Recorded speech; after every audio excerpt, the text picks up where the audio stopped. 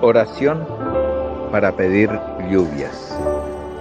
Señor Padre nuestro, Señor del cielo y de la tierra, que haces brillar el sol sobre todos y haces caer la lluvia, ten compasión de cuantos sufren durante la sequía en estos días.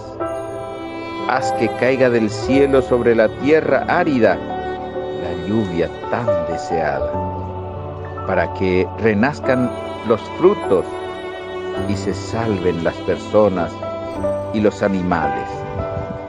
Que la lluvia sea para nosotros el signo de tu gracia y bendición.